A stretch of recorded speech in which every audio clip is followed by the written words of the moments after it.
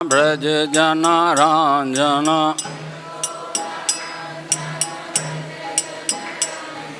यमुना तीरा वनचारी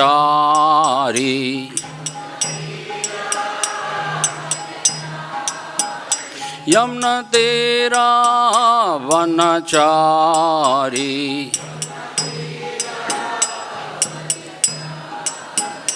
जय राधा माधव जय कुंज बिहारी।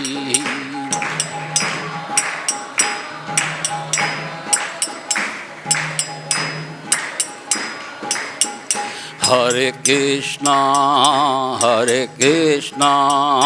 कृष्णा कृष्णा हरे हरे हरे राम राम राम हरे हरे।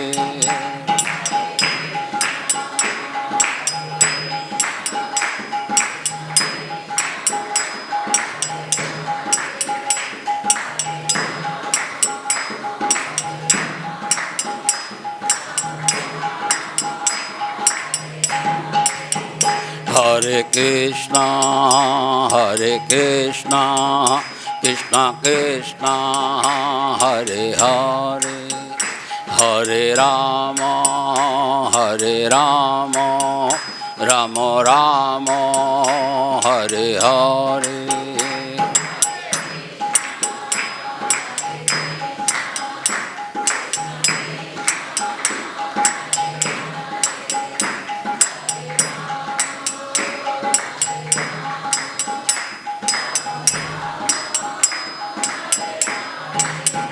हरे कृष्णा कृष्णा कृष्णा हरे हरे हरे राम राम राम हरे हरे।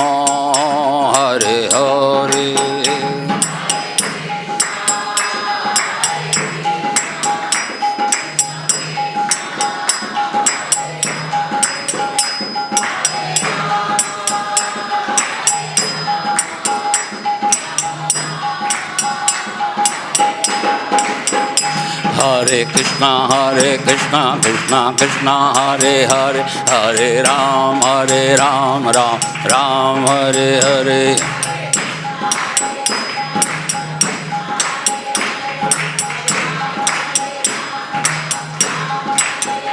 हरे कृष्णा कृष्णा कृष्णा हरे हरे हरे राम राम हरे हरे।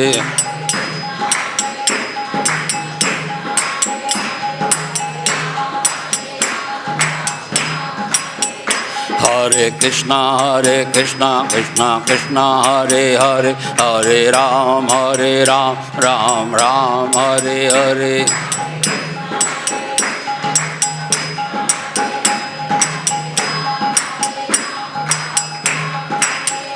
जय राधा माधव राधे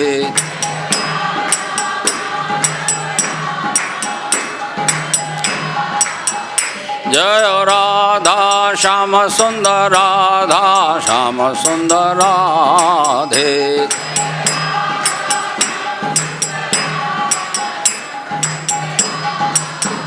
जय ललिता विशाखा जय राधे श्याम ललिता विशाखा जय राधे श्याम।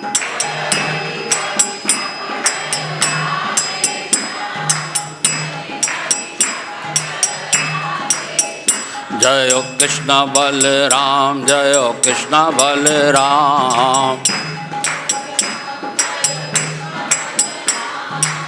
कृष्ण बलराम जय वृंदावन धाम। जय गौरनिताय जय गौरनिताय।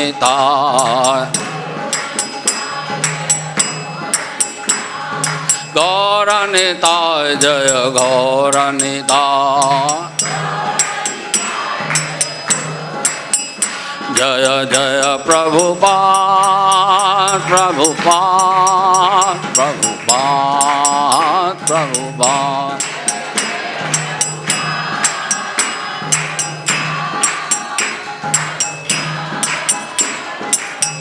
निताय गौर हरि बोल हरि बोल हरि बोल हरि बोल।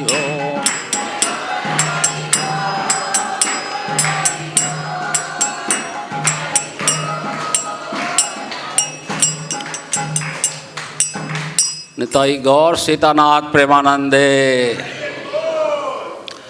जय नित्य लीला प्रविष्ट ओम विष्णुपाद परमहंस पर्वकाचार्य अष्टोत्तर से कृष्ण कृपा मूर्ति अभय चरणारविंद भक्ति वेदांत स्वामी शिला प्रभुपाद की जय। नित्य लीला प्रविष्ट शिला भक्ति सिद्धांत सच ठाकुर जी महाराज की अनंत कोटि वैष्णव भक्तविंद की। श्री रूप सनातन भट्ट रघुनाथ श्री जीव गोपाल भट्टास सगुनाथ षड गोसाई प्रभुपाद की। हरे कृष्ण महामंत्र की नामाचार्य शीलादास ठाकुर की। प्रेम से कहो श्री कृष्ण चैतन्य प्रभु नित्यानंदा से अद्वैत गदाधर श्रीवासादि गौर भक्तविंद की। श्री श्री राधा कृष्ण गोपीनाथ श्याम कुंड राधा कुंड गिरी गोवर्धन की। ब्रजभूमि श्री वृंदावन धाम की जय। श्री मथुरा धाम की जय। पुरुषोत्तम क्षेत्र जगन्नाथपुरी धाम की जय।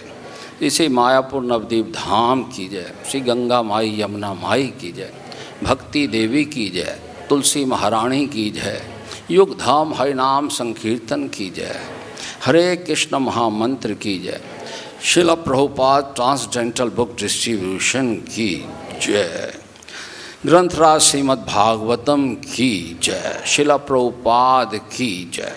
All glories to assembled devotees, all glories to assembled devotees, all glories to assemble Guru and Gauranga ki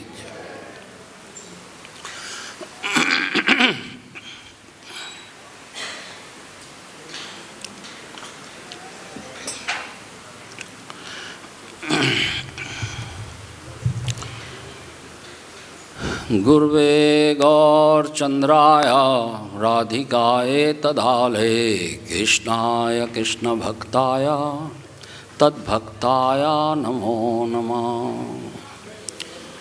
ओम अज्ञानतिमिरान्धस्य ज्ञानाञ्जनशलाकया चक्षुरुन्मिलितं येन तस्मै श्रीगुरुवे नमः। श्रीचैतन्यमनोभीष्टं स्थापितं येन भूतले स्वयं रूपा कदा मह्यं ददाति स्वपदान्तिकम्। वंदेहम श्रीगुरो श्रीयुत्पत्कमलं श्रीगुरुन् वैष्णवांश्च श्रीरूपां सागरजातां सगण रघुनाथवितं तं सजीवं सावधैतं सावधूतं परिजनसहितं कृष्णचैतन्यदेवं श्रीराधा कृष्णपादान् सगण ललिता श्रीविशाखान्वितांश्च। नमा ओं विष्णुपादाय कृष्णापृष्ठाय भूतले श्रीमते भक्ति वेदांता स्वामिनिति नामिने। नमस्ते सरस्वती देवे गौरवाणी प्रचारिणे निर्विशेषा शून्यवादी पाश्चात्य देश तारिणे। हे कृष्णा करुणा सिंधो दीनबंधो जगतपते गोपेश गोपिका कांत श्री राधा कांत नमोस्तुते। तप्त कांचन गौरांगी श्री राधे वृंदावनेश्वरी वृषभानुसुते देवी प्रणमामि हरिप्रिये। वांछा कल्पतरुभिश्च कृपा सिन्धुभ्येव च पतितानां पावनेभ्यो वैष्णवेभ्यो नमो नमः। जय श्री कृष्ण चैतन्य प्रभु नित्यानंद श्री अद्वैत गदाधर श्रीवासादि गौर भक्तवृंद। हरे कृष्णा कृष्णा कृष्णा हरे हरे, हरे राम राम राम हरे। ओम नमो भगवते वासुदेवाय, ओम नमो भगवते वासुदेवाय, ओम नमो भगवते वासुदेवाय। नारायणं नमस्कृत्य नरं चैव नरोत्तमं, देवीं सरस्वतीं व्यासं ततो जयमुदीरयेत्। नष्टप्रायेषु भद्रेषु नित्यं भागवत सेवया, भगवती उत्तम श्लोके भक्तिर्भवति नैष्ठकी। कृष्णाय वासुदेवाय हरे परमात्मने प्रणतक्लेशनाशाय गोविंदाय नमो नमः। मूकं करोति वाचालं पंगुं लंघयते गिरिं, यत्कृपातमहं वन्दे परमानन्दमाधवं श्रीचैतन्य ईश्वरम्। आराधयो भगवान् ब्रजेस्तन्यस्तद्धाम वृंदावनम, रम्या काचिदुपासना ब्रजवधूवर्गेण्य कल्पिता। श्रीमद्भागवतं प्रमाणमलं प्रेमापमर्तो महान्, श्रीचैतन्य महाप्रभुर्मदमिदं तत्रादरो न परा। हरे कृष्णा कृष्णा कृष्णा हरे हरे, हरे राम राम राम हरे हरे। तो श्री वृंदावन धाम में श्री कृष्ण बलराम मंदिर के आज के प्रातः भागवतम कक्षा में सभी वैष्णव जन वैष्णव इसको मेरा कोटि कोटि दंडवत प्रणाम। तो आज के भागवतम सत्र में हम आपसे याचना करते हैं, आप कृपा करें श्रील प्रभुपाद की प्रसन्नता और समस्त वैष्णव जन की प्रसन्नता के लिए इस अमल महापुराण के ऊपर आज का जो श्लोक है इसके ऊपर हम कुछ चर्चा कर सकें। तो भागवतम अष्टम स्कंद और अध्याय 16, अध्याय का नाम है पयोव्रत पूजा विधि का पालन करना। पयोव्रत, पयोव्रत पूजा। तो पयोव्रत मतलब क्या मालूम है? नहीं? हाँ हाँ, पयो मतलब दूध। जो दूध पी करके, केवल दूध पी करके जिस व्रत को किया जाए उसको पयोव्रत कहते हैं। पयोव्रत। तो ये पयोव्रत पूजा विधि का पालन जो है किस प्रकार से किया जाएगा, इस अध्याय में कश्यप मुनि बताते हैं अदिति माता को। तो आज श्लोक संख्या रहेगा हमारा 10 और 11। तो 10वें का तात्पर्य नहीं है, 10वां मैं पढ़ता हूँ अनुवाद के साथ, और 11वें का जो है हम पुनरावृत्ति करेंगे। तो आप इस 10वें श्लोक में प्रवेश करने से पहले थोड़ा सा हम इसकी पृष्ठभूमि में जाते हैं कि आप जानते हैं किस प्रकार से ये प्रसंग चल रहा है और प्रसंग कहाँ से प्रारंभ हुआ है। जहाँ से देवताओं के प्रमुख राजा इंद्र के द्वारा ध्रुवासा मुनि का अपमान हो गया, अनजाने में ही अपमान हो गया। तो वहाँ से प्रसंग शुरू हुआ, किस प्रकार से ध्रुवासा मुनि शाप देते हैं, किस प्रकार से देवताओं की शक्ति जो है समाप्त हो जाती है, वो श्रीहीन हो जाते हैं, वो ऐश्वर्य उनके सब समाप्त हो जाते हैं। किस प्रकार से देवता भगवान के पास पहुंचते हैं ब्रह्मा जी के साथ, और देवता जन जब पहुंचते हैं तो भगवान बताते हैं कि आप क्या करो, आप असुरों के साथ संधि कर लो और अमृत मंथन होगा क्षीर सागर में, और इस प्रकार से अमृत बांटा जाएगा देवताओं को। लेकिन असुरों के द्वारा जो भगवान का ही धन्वंतरी रूप अवतार हुआ असुरों ने कलश छीन लिया अमृत का। भगवान ने मोहिनी रूप धारण किया। मोहिनी रूप धारण करके देवताओं को पिलाया, अमृत पिलाया। उसके बाद देवताओं की शक्ति बढ़ गई, देवताओं ने जो है विजय प्राप्त की। लेकिन इधर असुर जो है, जो उनके गुरु हैं शुक्राचार्य की शरण में गए। शुक्राचार्य की उन्होंने बहुत सेवा की और उनके जितने भी बड़े आचार्य थे उनकी सेवा की। तो इस प्रकार से शुक्राचार्य ने, जो एक समय उनके जो बलि महाराज थे उनकी मृत्यु हो गई थी, उनको पुनर्जीवित किया, सारे असुरों को तैयार किया और फिर दोबारा से आक्रमण हुआ, स्वर्ग के ऊपर आक्रमण हुआ और देवताओं को जो है फिर स्वर्ग छोड़ना पड़ गया। देवताओं को फिर से स्वर्ग छोड़ना पड़ गया। और इस प्रकार से अदिति जो है बड़ी शोकग्रस्त हो गई हैं, क्योंकि अदिति देव माँ है, देवताओं की माँ है। कश्यप मुनि देवताओं के पिता भी हैं और असुरों के पिता भी हैं। लेकिन कश्यप मुनि चूँकि काफ़ी समय से समाधि में लीन थे और अदिति अपने आश्रम में निवास कर रही थी और बहुत ही शोकाग्रस्त थी, शोकाकुल थी, क्योंकि देवता जो है वो विवश होकर के उनको अप्रकट यानी स्वर्ग छोड़ना पड़ा और वो वहाँ से अप्रकट हो गए या किसी गुप्त स्थानों पे चले गए। तो इस प्रकार से अदिति आश्रम में है और समाधि में काफ़ी समय से कश्यप मुनि हैं।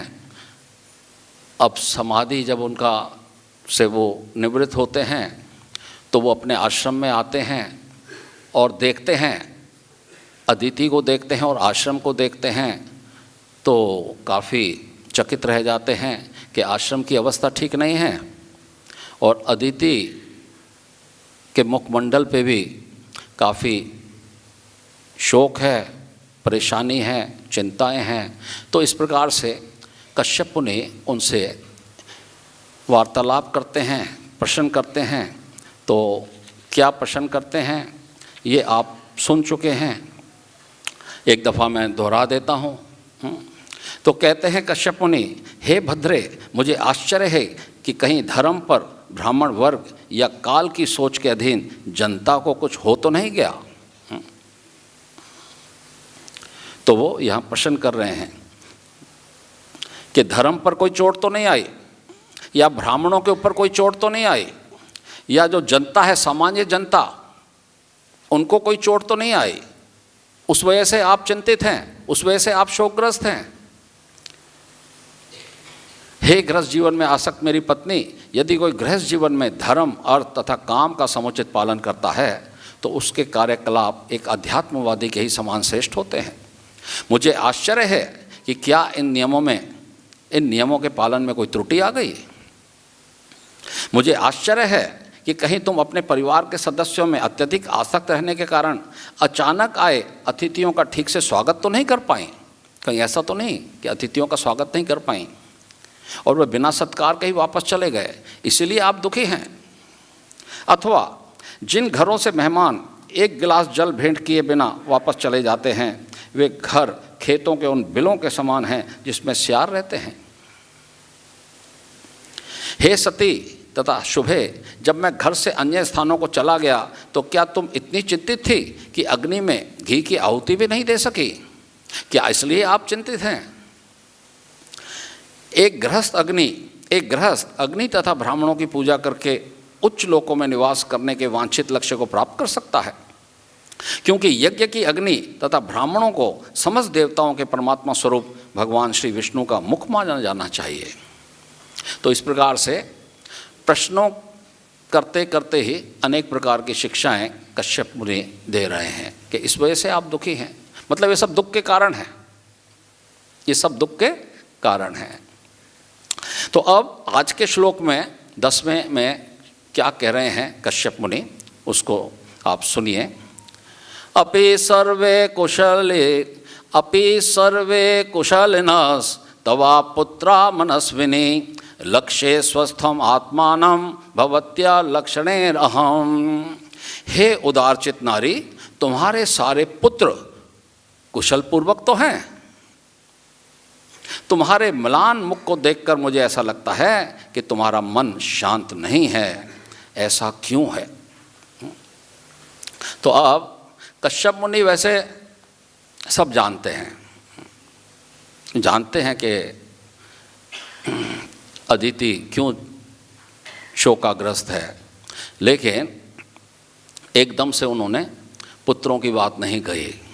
तो अब यहाँ पर कह रहे हैं कि तुम्हारे म्लान मुख को देखकर मुझे लगता है कि तुम्हारा मन शांत नहीं है, ऐसा क्यों है? तो अदिति भी वैष्णवी हैं और कश्यप मुनि भी वैष्णव हैं, और बहुत समय के बाद लौटे हैं कश्यप मुनि। और जब लौटे हैं तो उनका स्वागत तो किया उन्होंने, आसन दिया, बिठाया, लेकिन मुख पे प्रसन्नता नहीं थी। तो जब वैष्णव दो मिलते हैं तो कैसा होना चाहिए? दो मिले 64 खिलें, नाचे 7 करोड़। तो जब दो वैष्णव मिलते हैं तो कैसे मिलना चाहिए कि 32 दांत सामने वाले के और 32 अपने, ये 64 के 64 खिल जाने चाहिए। और हमारे शरीर में 3.5 करोड़ रोमकूप होते हैं एक व्यक्ति के सामान्य रूप से, तो 3.5 करोड़ हमारे रोमकूप और 3.5 करोड़ सामने वाले के रोमकूप ये नाचने चाहिए। ऐसा मिलन होना चाहिए वैष्णव का मिलन। तो मुख पे मलिनता नहीं होनी चाहिए, ये वैष्णव अपराध है। तो इसी बात को कश्यप मुनि यहाँ पर कह रहे हैं कि तुम्हारे म्लान मुख को देखकर मुझे लगता है कि तुम्हारा मन शांत नहीं है, ऐसा क्यों है? ऐसा क्यों है? तो यहाँ पर कश्यप मुनि के जो प्रश्न है 10वें श्लोक में आकर के समाप्त हो जाते हैं। अभी आज का जो 11वां श्लोक है इसकी मैं उच्चारण करूँगा, फिर आप पुनरावृत्ति करेंगे। तो पढ़ते हैं इसको। श्री अदितिर उवाच भद्रम द्विजगवां ब्रह्मन् धर्मस्य जनस्य च त्रिवर्गस्य परम क्षेत्रं ग्रह मेदिन ग्रहा इमे। श्री अदितिर उवाच भद्रम द्विजगवां ब्रह्मन् धर्मस्य जनस्य च त्रिवर्गस्य परम क्षेत्रं ग्रह मेधिन ग्रहा इमे। एक एक बोल सकते हैं। हाँ, भद्रम द्विजगवां ब्रह्मन्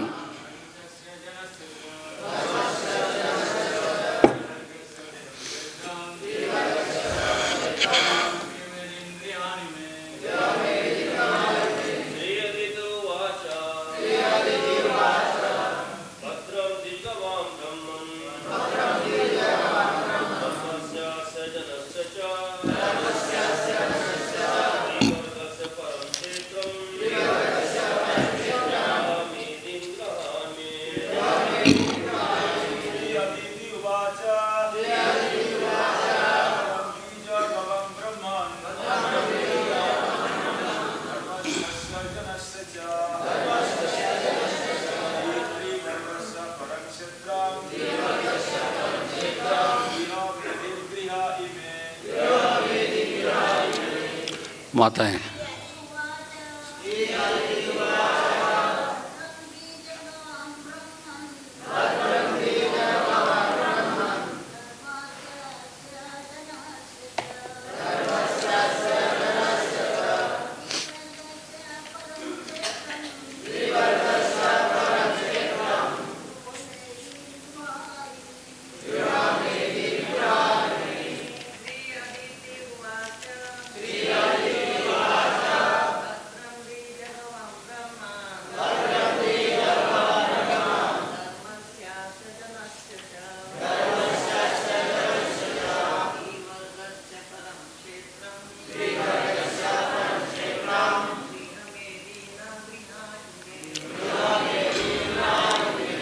श्री अदिति उवाच।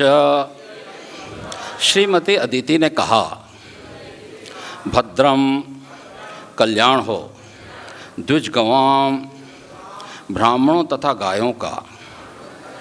ब्रह्मन हे ब्राह्मण, धर्मस्य शास्त्र वर्णित धर्म का, जनस्य लोगों का, च तथा त्रिवर्गस्य उन्नति की 3 विधियों धर्म, अर्थ तथा काम का। परम परम क्षेत्रम क्षेत्र ग्रह मेधिन हे गृहस्थ जीवन में आसक्त मेरे पति, ग्रह आपका घर, इमें ये सारी वस्तुएं। अनुवाद और तात्पर्य शिला प्रभुपाद के द्वारा। शिला प्रभुपाद की। अदिति ने कहा, हे मेरे पूज्य ब्राह्मण पति, ब्राह्मण, गाय, धर्म तथा अन्य लोग सभी कुशल पूर्वक हैं। हे मेरे घर के स्वामी, धर्म, अर्थ तथा काम ये तीनों गृहस्थ जीवन में ही फलते फूलते हैं, जिसके फलस्वरूप यह जीवन सौभाग्य से पूर्ण होता है। कृपया मेरे पीछे दोहराइए। अदिति ने कहा, हे मेरे पूज्य ब्राह्मण पति, ब्राह्मण, गाय, धर्म तथा अन्य लोग सभी कुशल पूर्वक हैं। हे मेरे घर के स्वामी, धर्म, अर्थ तथा काम ये तीनों गृहस्थ जीवन में ही फलते फूलते हैं, जिसके फलस्वरूप यह जीवन सौभाग्य से पूर्ण होता है।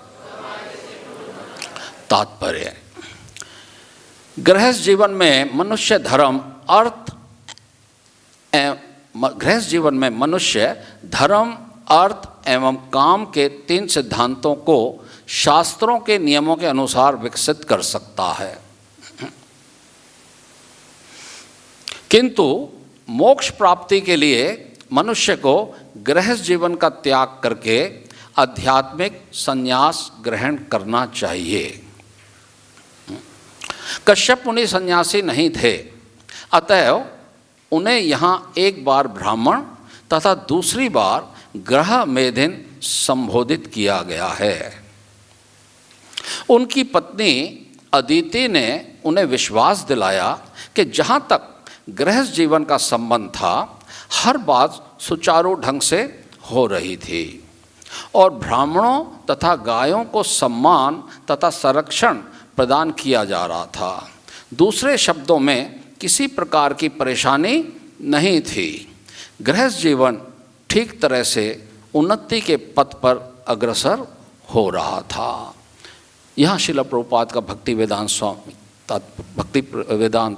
तात्पर्य जो है पूर्ण होता है। तो आज के इस श्लोक में अदिति कह रही हैं कि हे घर के स्वामी, जो गृहस्थ जीवन है, जिस गृहस्थ जीवन में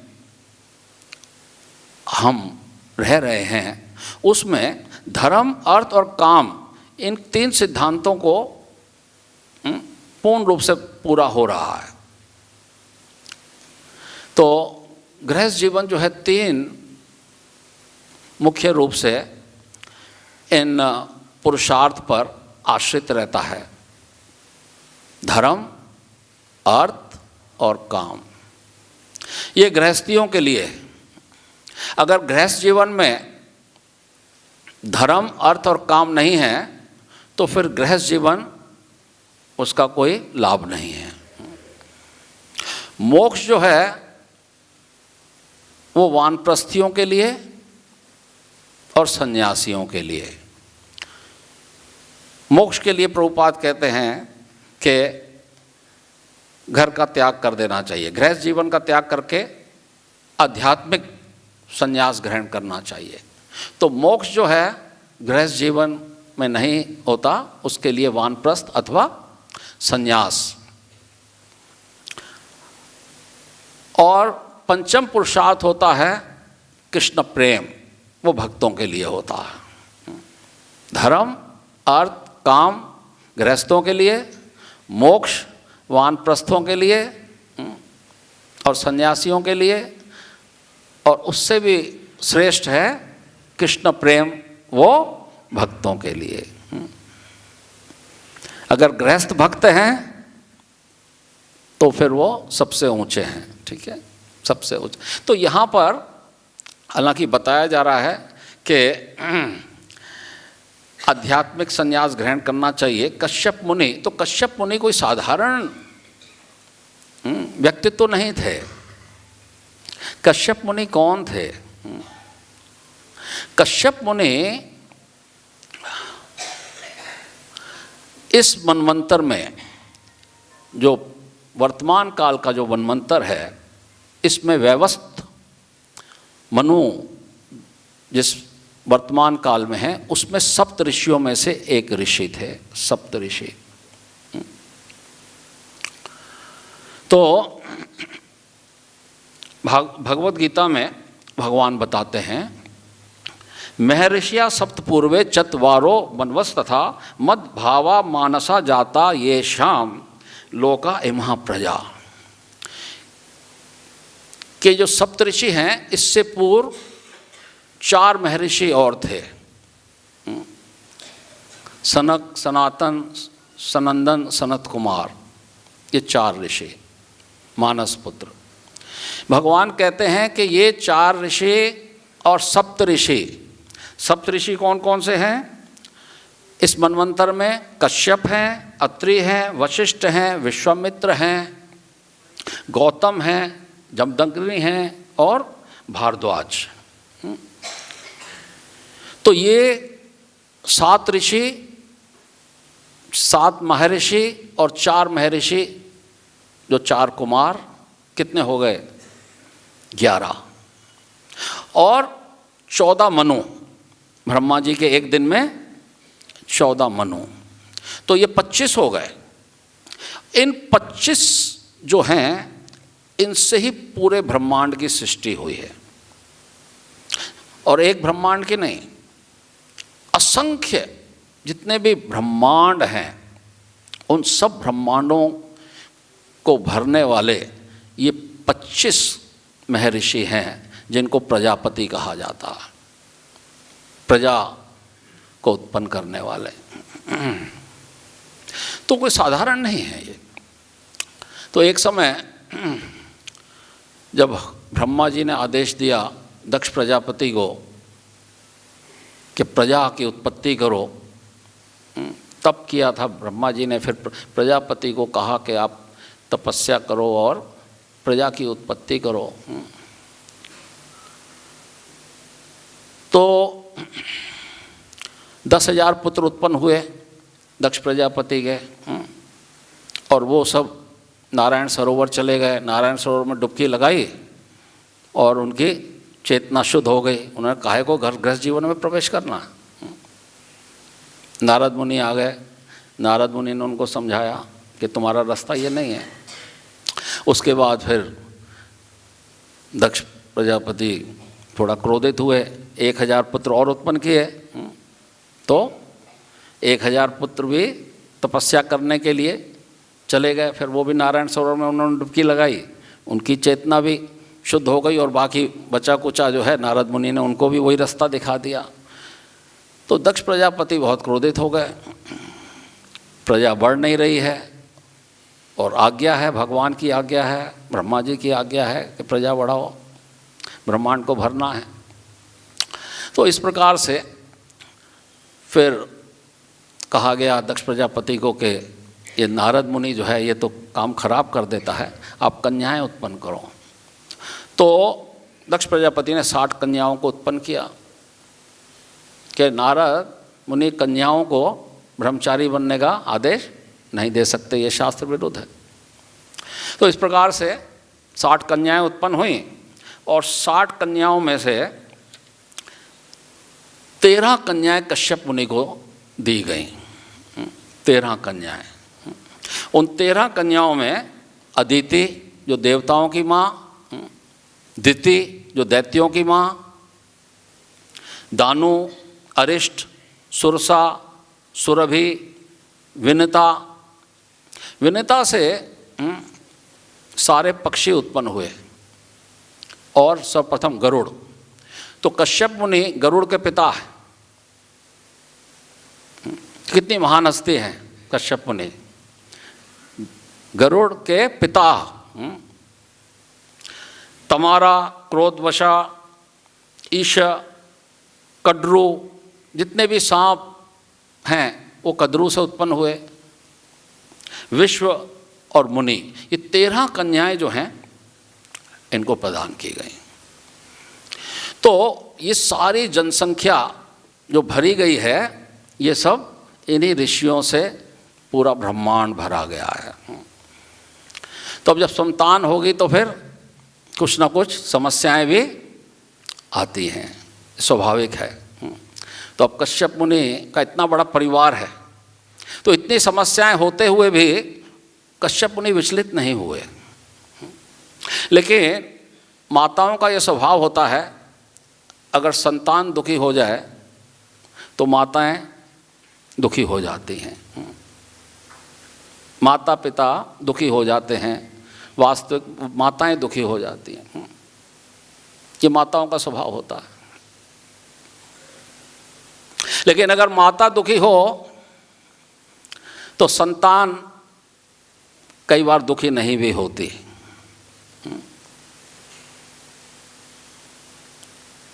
तो इस प्रकार से हम देखते हैं कि आज के इस श्लोक में किस प्रकार से अदिति जो है उसका मुखमंडल बहुत ही मलिन है, और वो अब क्या कह रही हैं अच्छा, जैसे ही कश्यप मुनि पहुँचे हैं तो अदिति ने तुरंत जाकर के ये नहीं कह दिया कि कहाँ लगा दी तुमने इतनी देर, कहाँ समाधि में बैठ गए, जाकर के देखा नहीं घर का क्या हाल हो गया है, सारे हमारे देव, हमारा स्वर्ग हमसे छिन गया, कहाँ रह गए थे तुम, कितने समय से मैं दुखी हूँ, मेरी खोज खबर नहीं ली तुमने, कहाँ बैठे रह गए, घर का कोई होश हवास है आपको कि नहीं है। इस प्रकार से अदिति ने नहीं कहा। अदिति ने जाते ही ये भी नहीं कहा कि भाई हमारे साथ कुछ गलत हो गया है, नहीं कहा। कितनी धैर्यवान थी अदिति। जब पति आए हैं काफ़ी समय के बाद तो वो क्या कह रही हैं, वो कह रही हैं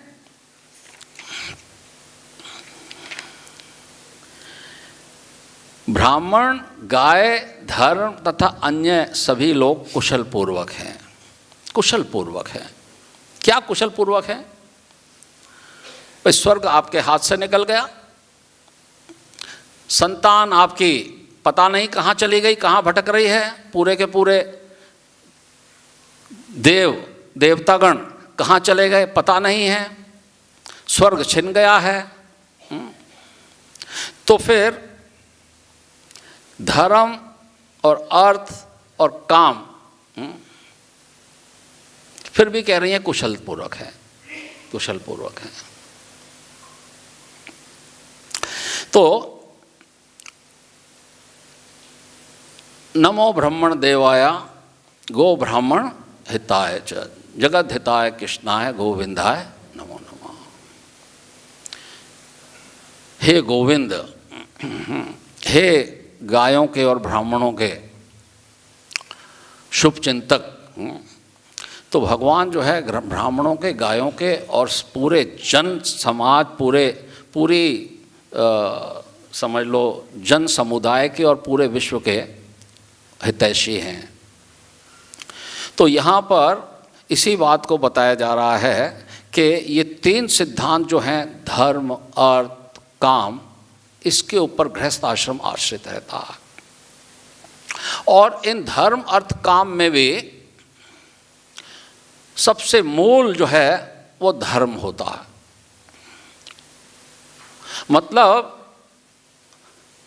धर्म के अनुसार अर्थ अर्जित होना चाहिए। बात यह है, अगर हम गृहस्थ आश्रम में हैं तो अर्थ कैसे अर्जित होना चाहिए? धर्म के अनुसार। और अर्थ जब हम अर्जित करेंगे धर्म के अनुसार, तो काम भी जो है वो हमारे को धर्म के अनुसार अपनी कामनाओं को पूर्ण करना। तो काम भी भगवान कहते हैं मैं हूं। कौन सा काम? जो धर्म के विरुद्ध नहीं है। धर्म अवृद्धो भूतेषु कामो अस्मि भद्रशभा, कि वो काम जो धर्म के विरुद्ध नहीं है, हे भरतऋषभ, वो काम मैं हूं। तो धर्म के अनुसार अर्थ की प्राप्ति, और जब धन की प्राप्ति हो जाए तो उससे कामनाओं की पूर्ति। लेकिन कौन से कामनाओं की पूर्ति? जो धर्म के विरुद्ध नहीं है।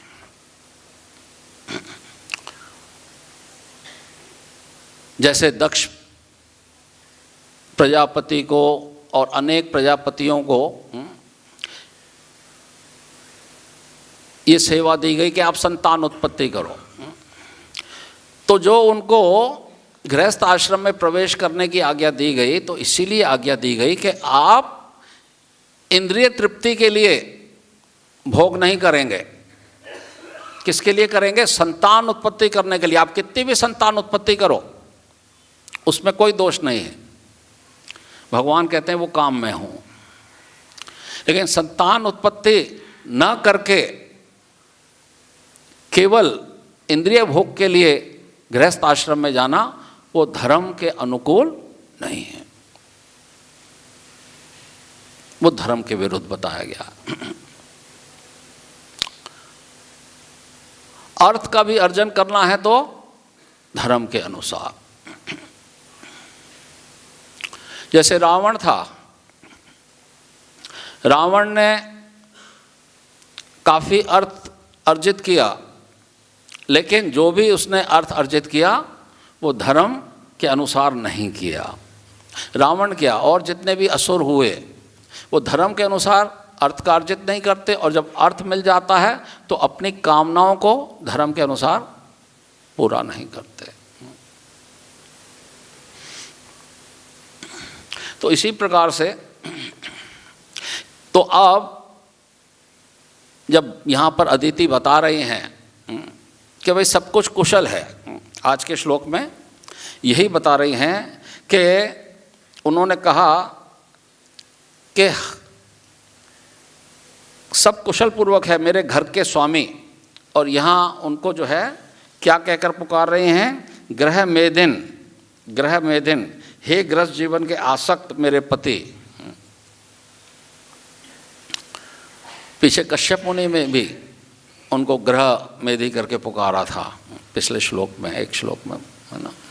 तो इस प्रकार से कोई चिंता की बात नहीं है, लेकिन आगे चल के धीरे धीरे करके अदिति भेद खोलेंगी। 2-4 श्लोकों के बाद फिर वो बताएंगे कि देखो हमारा सब कुछ उजड़ गया, हमारा सब कुछ उजड़ गया, हम बर्बाद हो गए, स्वर्ग हमारे हाथ से छिन गया है, सारे देवता तितर बितर हो गए हैं, हमारे पुत्र सारे तितर बितर हो गए हैं।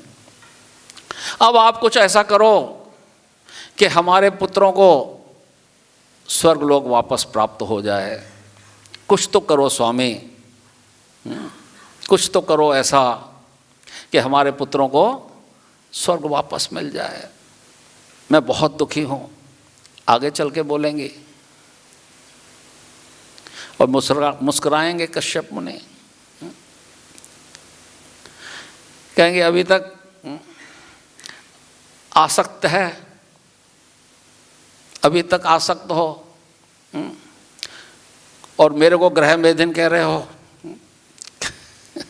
कश्यप मुनि को गृह में दिन कह के पुकार रही हैं और खुद आसक्त हैं घर में। तो कश्यप मुनि मुस्कुराएंगे, कश्यप मुनि ज्ञान देंगे, बताएंगे, समझाएंगे कि क्या पुत्र तेरा और क्या मेरा, सब भगवान के हैं। तो वो बात उनको समझ में नहीं आएगी और फिर एक बात कहेंगे कश्यप मुनि कि भगवान की शरण में चले जाओ, भगवान की शरण में चले जाओ। भगवान की शरण में जाने से जो कार्य बहुत कठिन दिखाई देता है भगवान उसको सरल कर देते हैं, वो सरल हो जाता है। तो कोई उपाय नहीं है, केवल तुम भगवान की शरण में जाओ।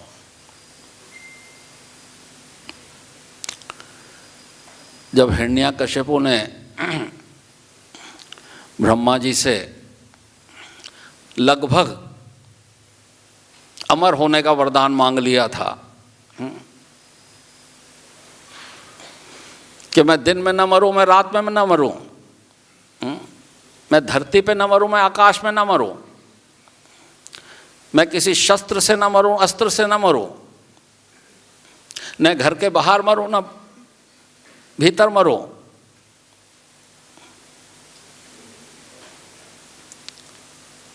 और मैं 12 मासों में से किसी मास में भी ना मरूं।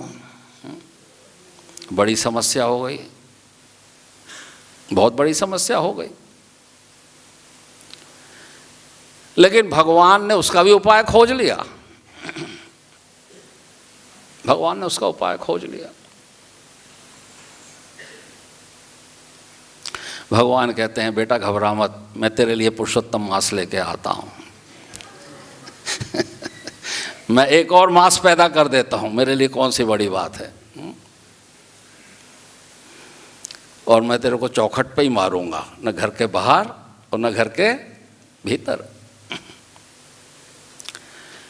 तो इस तरीके से कश्यप मुनि उनको बिल्कुल सही राय देते हैं कि आप भगवान की शरण में चले जाओ, भगवान आपके सारे कार्य कर देंगे। तो जब हमारे हृदय में कोई कामना है या नहीं है, या मोक्ष की कामना है, तो भागवतम कहता है अकामा सर्व कामो वा मोक्ष कामा उदारधि तीव्रेण भक्ति योगेन यजिता पुरुषम परम। तो चाहे हमारे मन में कोई कामना नहीं है, अकाम है,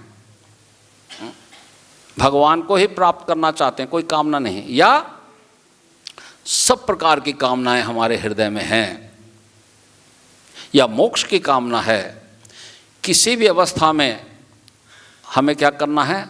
भगवान की शरण ग्रहण करनी है, भगवान की भक्ति को तीव्रता से करना, तीव्रता से करना। जब हम भगवान की भक्ति को तीव्रता के साथ करते हैं तो हमारे अंदर का जो कल्मश है, जो सांसारिक कामनाएं हैं, और हमारी चेतना को भगवान शुद्ध करते हैं। पिछले घटना 6ठे स्कंद में दिति भी कश्यप मुनि से कहा कि भाई मेरे पुत्रों को मरवाने वाला कौन है? ये इंद्र है, इंद्र है, इसने मेरे पुत्रों को मरवाया, हिरण्यकश्यपु और हिरण्याक्ष को। और इतना उसकी सेवा करी कश्यप मुनि की दिति ने, दैत्यों की माँ है। इतनी प्रसन्न हो गए कश्यप मुनि, बोले बोल तू क्या चाहते है,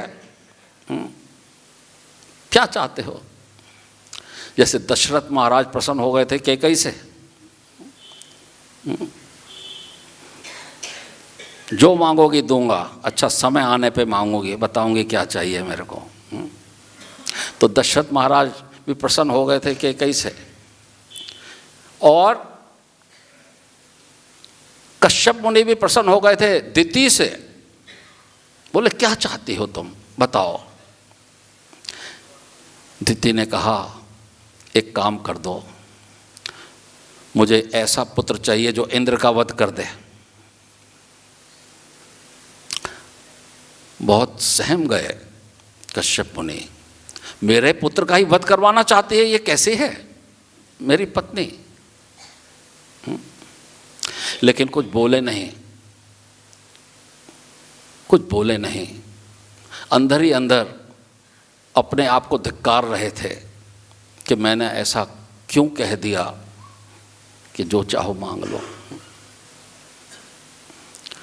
तो समझ गए और क्या कहा कि ये तो मेरे पुत्र को मरवाना चाहती है, इसका रोग ज़्यादा भारी है और इसको दवा भी कैसी देनी पड़ेगी, भारी दवा देनी पड़ेगी। इसीलिए दिति को 1 साल का व्रत करने के लिए उन्होंने कहा, कश्यप मुनि ने।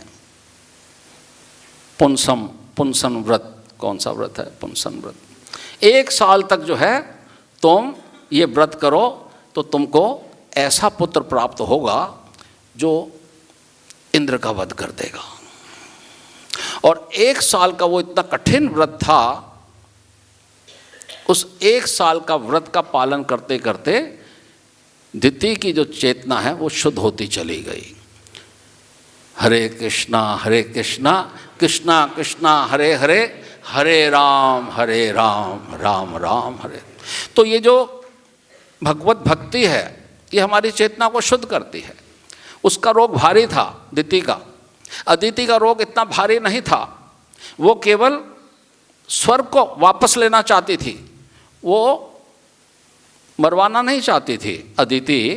अदिति मरवाना नहीं चाहती थी दैत्यों को, असुरों को। वो क्या चाहती थी कि हमारा स्वर्ग हमको वापस मिल जाए। तो तुम्हारा रोग थोड़ा छोटा है, तुम 12 दिनों का व्रत करो, तुम्हारा उसी से काम हो जाएगा। पयोव्रत, 12 दिन दूध पी करके भक्ति करो, तुम्हारा उसी में काम हो जाएगा। और भगवान फिर प्रकट होते हैं, वामन भगवान उनके गर्भ से प्रकट होते हैं। तो जैसा रोग वैसी दवा, और सब रोगों की एक ही दवा, क्या, हरे कृष्णा कृष्णा कृष्णा हरे हरे, हरे राम राम राम हरे हरे।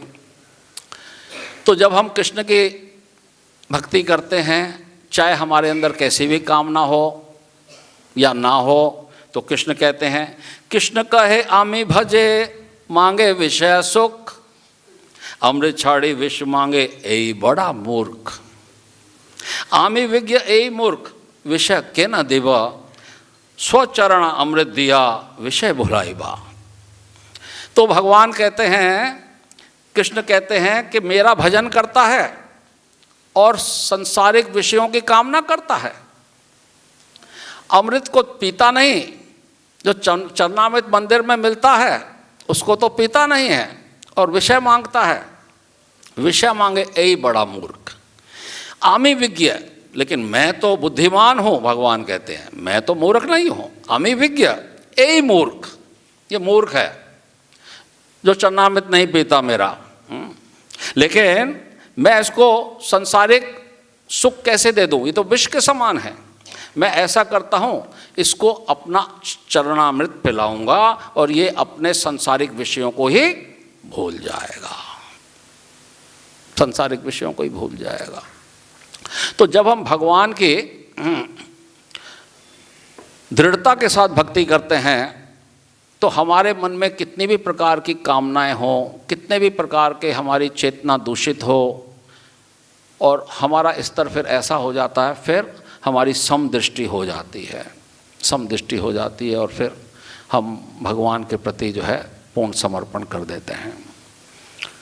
हरे कृष्णा कृष्णा कृष्णा हरे हरे, हरे राम राम राम हरे हरे।